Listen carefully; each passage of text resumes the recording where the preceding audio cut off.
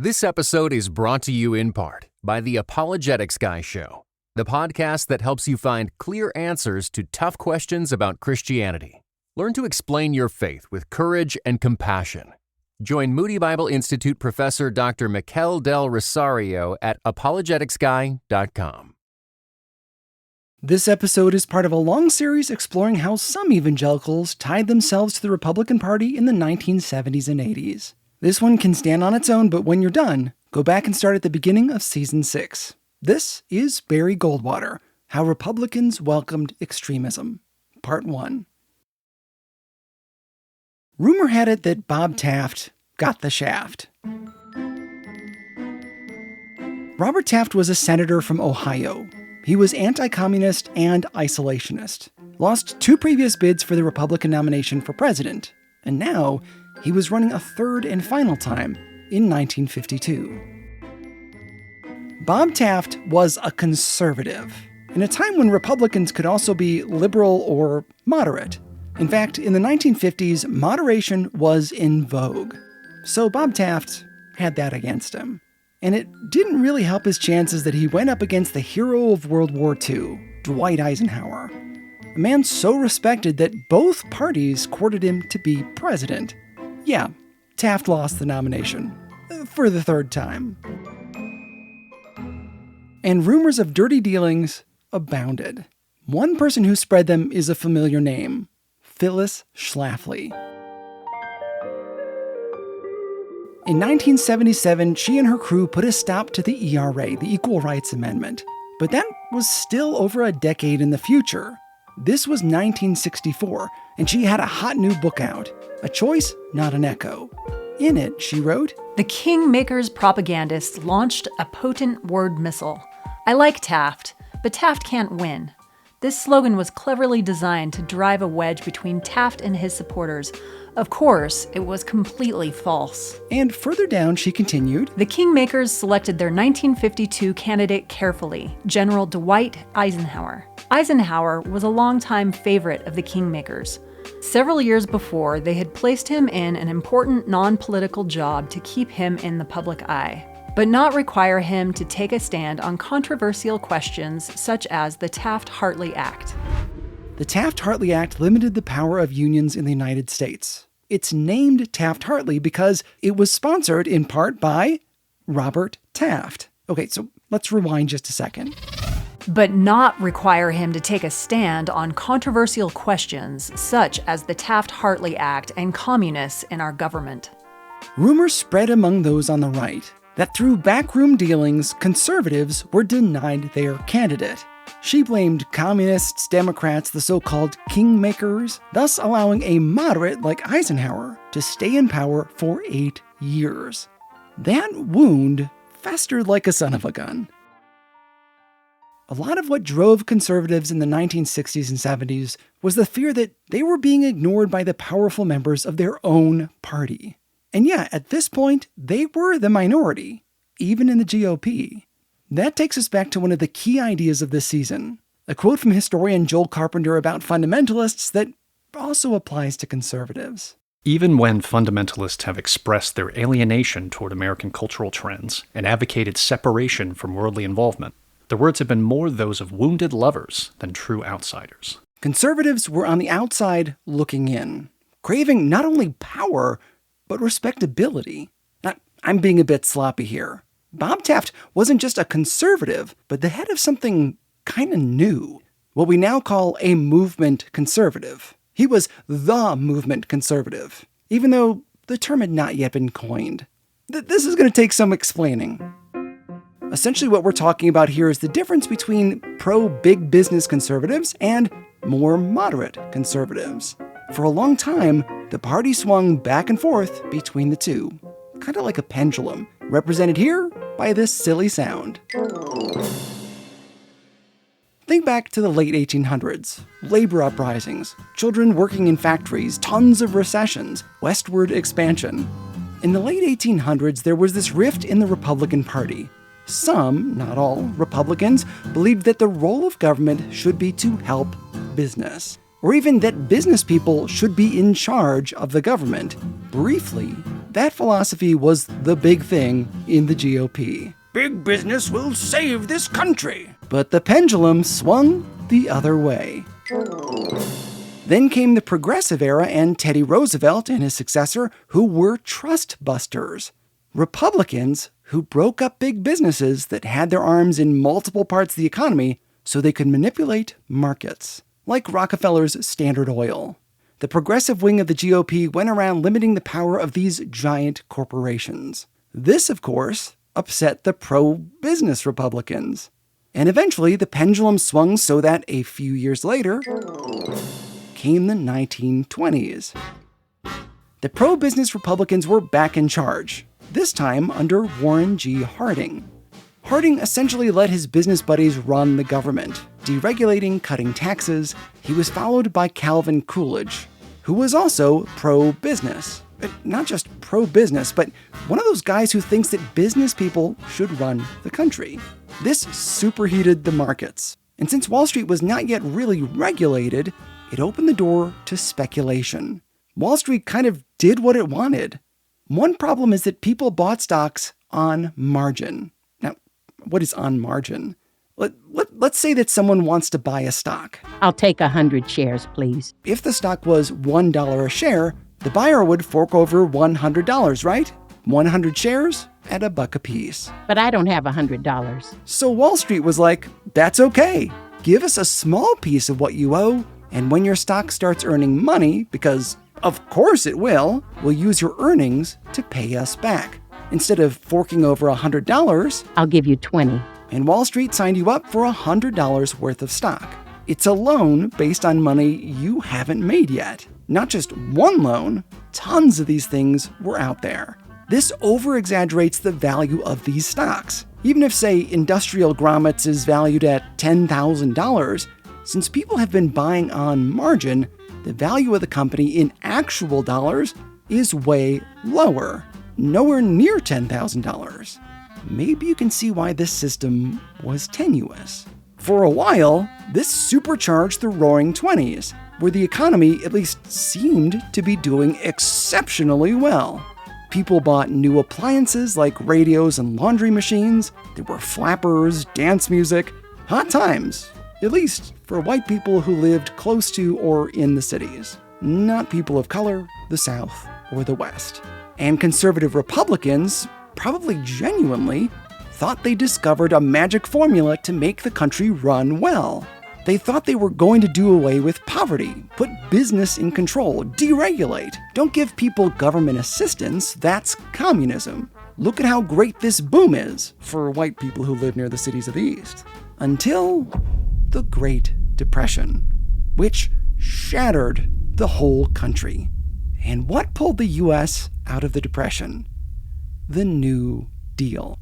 These pro-business Republicans saw the government centralizing, which they viewed as communism, with more restrictions on business and industry. This is where we get back to Bob Taft. Taft's kind of conservative wanted a smaller government, less regulation, lower taxes, and few government programs to help those in need. Does that sound familiar? Yeah, they wanted to go back to the 1920s, before the Depression, even though these policies had caused the Great Depression. And they started working with Strom Thurmond's Dixiecrats to limit the power of African Americans. Not all Republicans of that movement were conservatives, or Taft conservatives. And not all conservatives at this time were movement conservatives. But those who were wanted Bob Taft to be President of the United States. But the man was unelectable. Couldn't even get the nomination for his own party because, remember, in the 1950s, moderation was king.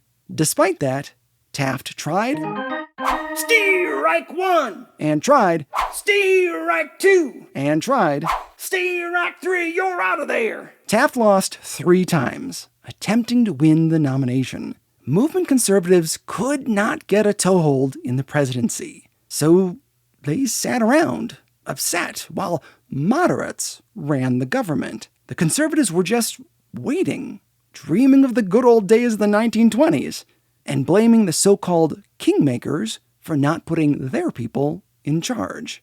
Schlafly's book only added fuel to the fire. alleging that even though they were the minority in the party, they were losing because of trickery. But the pendulum of time swings back and forth. And things change. Now I'm regretting using that sound effect. And in 1964, it swung once again.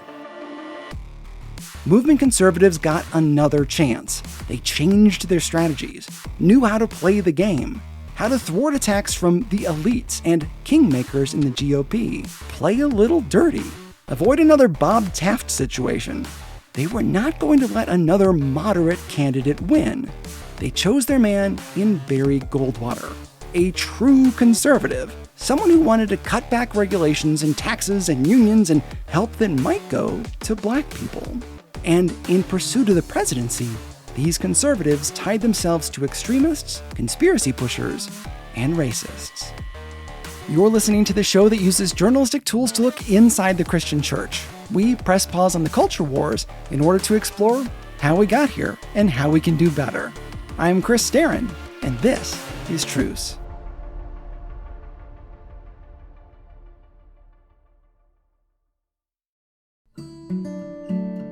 Barry Goldwater was a troublemaker as a kid, until military school straightened him out. Do we still have military schools? He grew up wealthy, the son of a department store owner in Arizona. After serving in World War I, he came home and was drafted into the city council, where he pushed people to help themselves. Self-reliance was a lifelong theme. But also, and this is crucial for a man who walked a line about race, he helped end legal segregation in Phoenix schools and in the local National Guard. Tuck that away for later. The man was handsome, took pictures with guns and cacti, produced and marketed a film about his exploits rafting the Colorado River. He was Arizona's first Republican senator. He once said of his childhood, "We didn't know the federal government, everything that was done. We did it ourselves." Which sounds pretty good, but was nonsense. His family benefited greatly from government programs that killed and drove away Native Americans and attracted settlers that bought stuff from their store. And let's just be real, they had a live-in maid, a chauffeur, and a nurse. Maybe they didn't do everything themselves. They did treat their employees well, though, with insurance and profit sharing. The family opposed the New Deal. Barry was a libertarian, and later became friends with one of his advisors, pop culture icon and libertarian author/professor Milton Friedman, who we'll cover later this season. As a senator, he was invited to do speaking engagements, and when he did, he'd often book another speech or two in the same area. Why not capitalize on notoriety? He was a big hit at meetings of the National Association of Manufacturers, where he'd skewer Republicans, his party, for trying to outdo Democrats on more and more government programs, defending demagogue and communist hunter Joe McCarthy. Goldwater got a lot of breaks.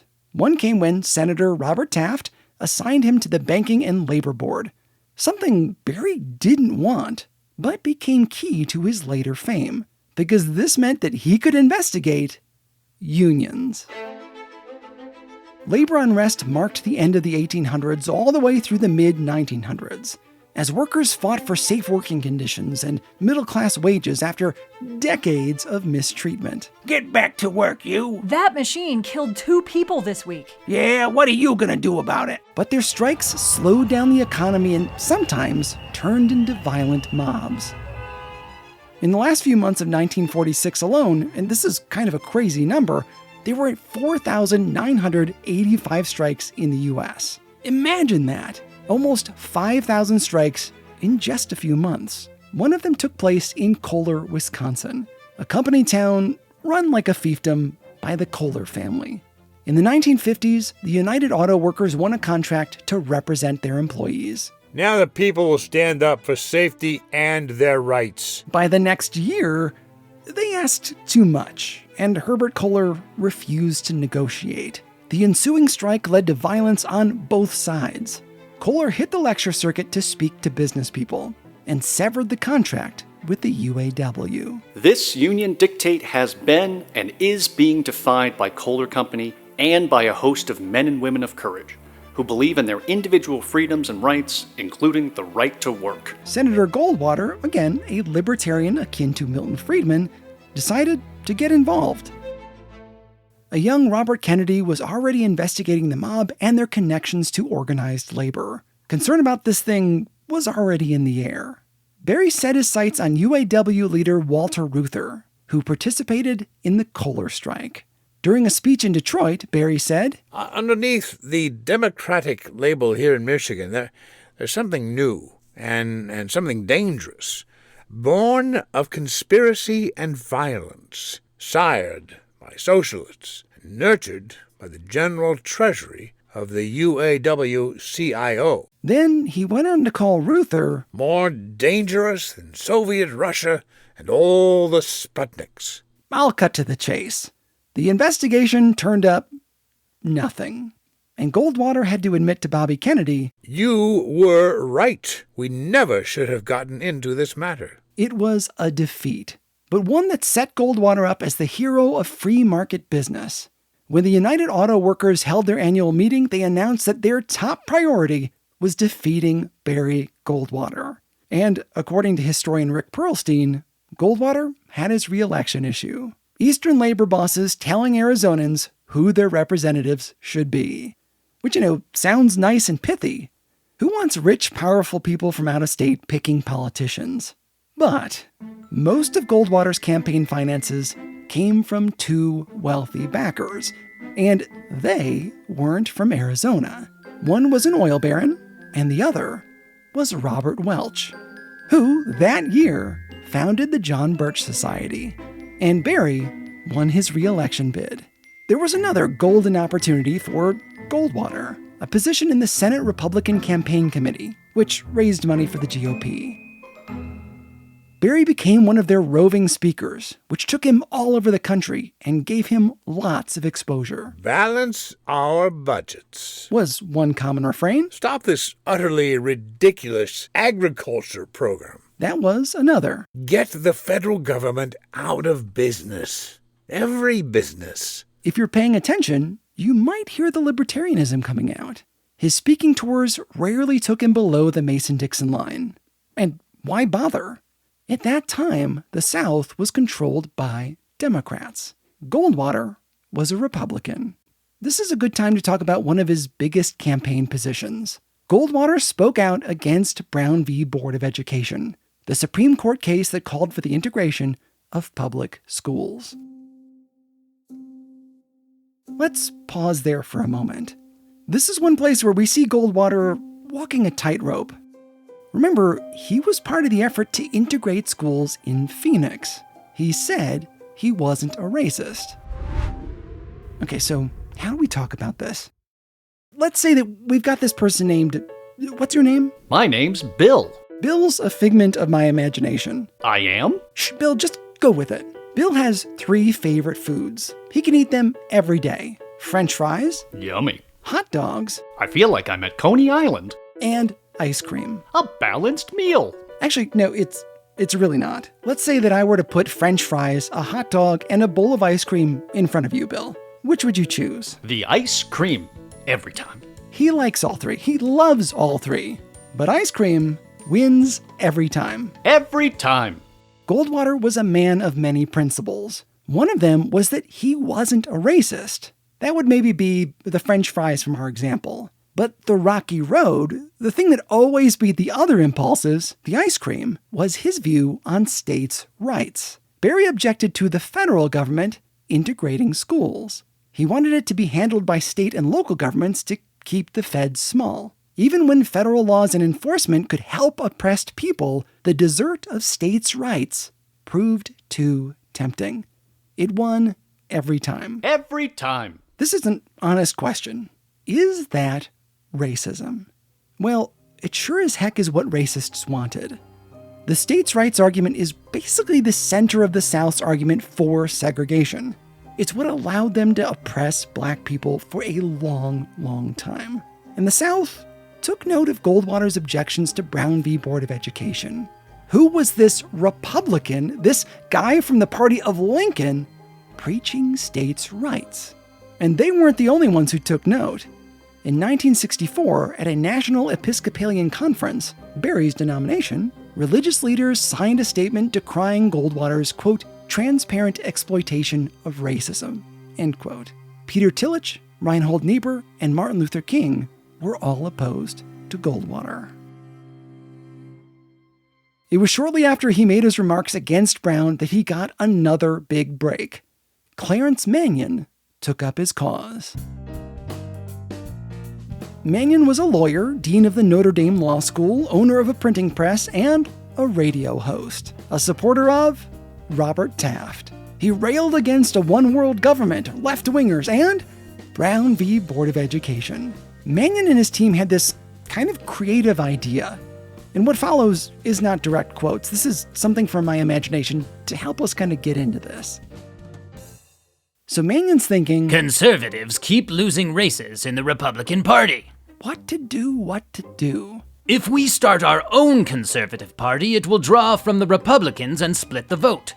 The Democrats will always win. True, but if you run a conservative for the Democratic nomination, thus courting the South, and at the same time you run a conservative in the vein of Robert Taft for the Republican nomination, when they lose their respective nominations, we lead their followers to form a third party, thus stealing the South from the Democrats and the conservatives from the Republicans. By hurting both parties, we might have a shot at the presidency. A pretty creative idea. They tapped L. Brent Bozell to go out and fundraise. You don't know Bozell yet, but he was William F. Buckley's college debating partner, edited the National Review, and fell deep down the rabbit hole as a member of the John Birch Society.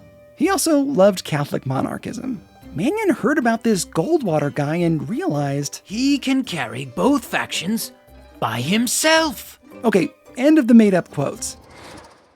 In June of 1959, Mannion sent out a letter to scions of small manufacturing companies, and he wrote, we are now in the process of assembling a national committee of 100 prominent men and women to draft Goldwater for the Republican nomination. By setting up infrastructure, they could bring a groundswell of support, court the South from the Democrats and the conservatives from the Republicans, mash those two together and create a third party.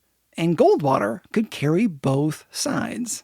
By the way, fun fact, Goldwater was not yet involved or running for president. One of the things that later vexed him as the 1964 election approached was that these groups, and Mannion's was not the only one, tried to push him to run. As a certain kind of libertarian and cowboy figure, he didn't want people telling him what to do. If he was going to run, it had to be on his terms. And he would. He would do what Bob Taft never could. He'd win the nomination for the Republican Party, and by doing so, fulfilling the wishes of people like Phyllis Schlafly, pushing conservatives into the spotlight at the RNC. But he'd do so by harboring extremists. I'll continue the story after these messages. While you listen to the ads, take a moment to leave a positive comment on your podcasting app. It really helps people find the show.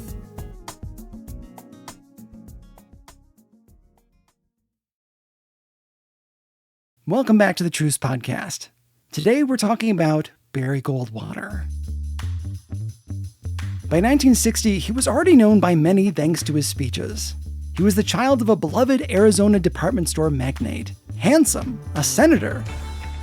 But he wasn't yet an icon. That would soon change. For starters, Goldwater agreed to let a ghostwriter do a thrice-weekly column in the Los Angeles Times starting in 1960. Around then, L. Brent Bozell, who was doing fundraising for Mannion, went to work setting out a platform for Goldwater in book form, what became Conscience of a Conservative. Bozell put the finishing touches on it at a meeting of the John Birch Society. Barry approved the manuscript and it became an instant bestseller. It's not a surprise because Mannion set up a nonprofit publishing company to run it, so his industry friends could buy the book by the hundreds or thousands and then distribute it for him and get a tax write-off. Including Fred Koch, the wealthy oil billionaire / Rothbardian libertarian / Bircher, whose son helped fund the fight against Obamacare. All this stuff ties together. By the 1960 election between JFK and Nixon, Conscience of a Conservative had sold 500,000 copies. Just a year and a half after conservatives were soundly defeated in all kinds of elections, and it seemed like they just couldn't get a break. This book made some big claims. I have little interest in streamlining government or making it more efficient, for I mean to reduce its size. I do not undertake to promote welfare for what I propose to extend freedom. My aim is not to pass laws, but to repeal them. He also attacked the Supreme Court, a favorite pastime of conservatives. He didn't like the court's interpretation of the 14th Amendment, the one that granted citizenship to former slaves and access to things like due process. Defending segregated schools because they were not explicitly forbidden in the Constitution. Mannion was right. They didn't need a Democrat to make the states' rights issue and a conservative to argue for conservatism. They just needed Goldwater, who could do both. The book also came out against farm subsidies, against progressive taxation, meaning he thought that rich people should pay the same tax percentage as poor people. He likely didn't account for the loopholes available to rich people that are not available to poor.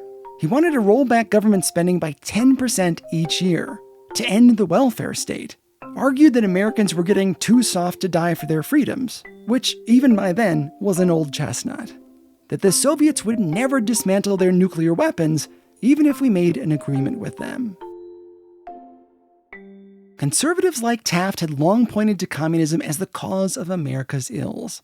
Conscience of a Conservative blamed liberals. Mannion gathered his minions, and other groups responded too. People across the country joined any number of organizations rallying around Barry Goldwater for president. He wasn't going to get the nomination in 1960, but there would be another race in 4 years. And still, Goldwater had not committed to running for president. So we know that Clarence Mannion was a supporter, but there were others. And some of them were far, far to the right. But first, I want you to picture, what should I have you picture? How about a cake? Now, what's your favorite cake? For me, it's cassata cake, kind of a Cleveland classic. Layers of vanilla sponge, a thick syrup drizzle. In between each layer, fresh strawberries and vanilla custard. Just imagine it. With all this cake talk and hot dogs and ice cream, it's probably obvious that I'm on a diet. Picture your favorite kind of cake. Now, pretend that we ate it. It's gone. We had our cake and we ate it, which means we no longer have it. This is a silly exercise, but it's the meaning behind that phrase, you can't have your cake and eat it too. Goldwater disagreed with a lot of his supporters, knew that many of them were toxic, but he also kind of wanted their support. He wanted his cassata cake, and he wanted to eat it too. So let's meet some of his more extreme fans. His constituency concentrated in a few different places. One that might be a surprise to you was Southern California, which was surprisingly conservative at this time, a place R.J. Rushdoony used as a financial base, especially Orange County. SoCal was also home to Knott's Berry Farm, where Walter Knott grew a berry stand into an amusement park, and then built attractions celebrating patriotism. Knott led the way to make California a right-to-work state, which hurt unions, then spread his ideas through the Freedom Center, which marketed small government. All of it tax-deductible, of course. Southern California was also a booming region for the John Birch Society. There were many, many chapters in the Los Angeles area. They put up all these billboards with Chief Justice Earl Warren's face on them and said things like, "Wanted for impeachment for giving aid and comfort to the communist conspiracy." Goldwater was in a sticky place. He did not like the Birchers, didn't agree with their stances. But that cake, though, he needed their support. So he did some fancy footwork. Listen to what he said around this time about the Birchers. A lot of people in my hometown have been attracted to the society, and I'm impressed by the type of people in it. They are the kind we need in politics. Not exactly a denunciation, right? He didn't endorse the society, just the type of people in the society. Later, when they became a problem, instead of calling out the members, he and William F. Buckley Jr. denounced Robert Welch, the founder of JBS, trying to keep the extremist base without necessarily agreeing with them. If you wanted to carry California, you needed these guys. They could literally make or break the state. For example, when Richard Nixon ran for governor of California, he took a jab at the Birchers, calling them dictatorial and totalitarian. And he lost. His opponent was financed by Walter Knott. In 1962, every Bircher who ran for office in California got 45% of the vote or better. They had a strong grip on the state. Goldwater's second troublesome slice of cassata cake was the American South. Now, we touched on this, but it ramped up in 1963 when Democrat JFK introduced the Civil Rights Bill.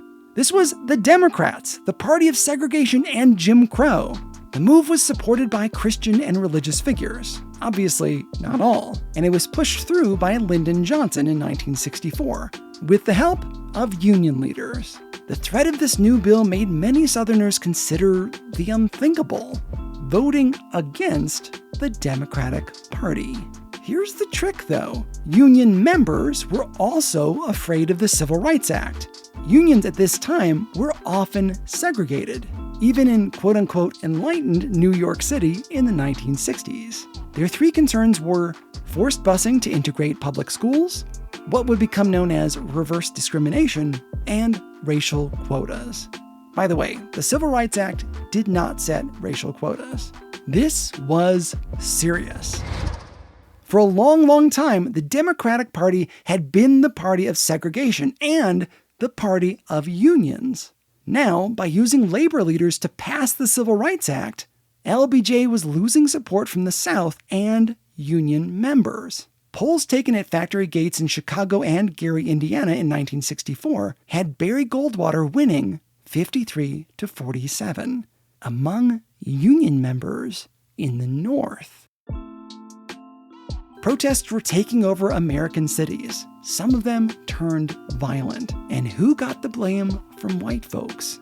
Not the systematic racism, JFK and LBJ. The third slice of cake that Goldwater sought was college students. Thanks to people like William F. Buckley Jr., conservative college students found their voices at about the same time that liberal counterculture took over campuses. For every movement, there's a counter-movement. Buckley founded Young Americans for Freedom, a group of right-leaning students that strived to be respectable, but was also prone to infighting.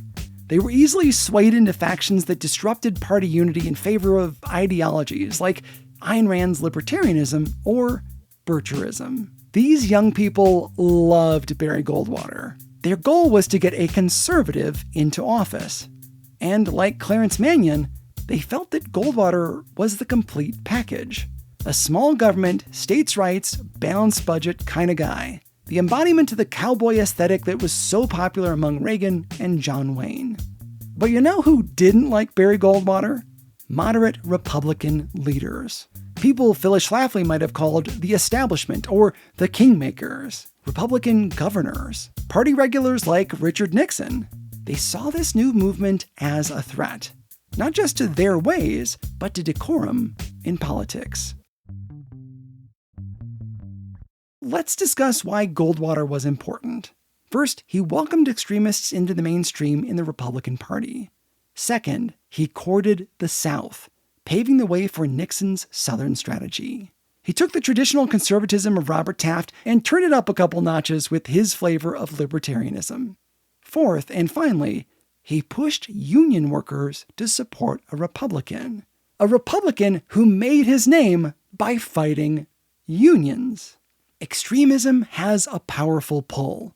It forces people to vote against their own interests, to shatter into factions, or make uncomfortable bedfellows. The GOP would no longer be the party of Eisenhower, but it wouldn't be the party of Goldwater for very long either. Nixon and Ford would soon be president, both of them establishment guys. The extremism would lay dormant, waiting for a new figure, one who could embody conservatism. Like Goldwater, Reagan would also court extremists. But unlike Goldwater, Reagan could win. I'll continue the story in the next episode.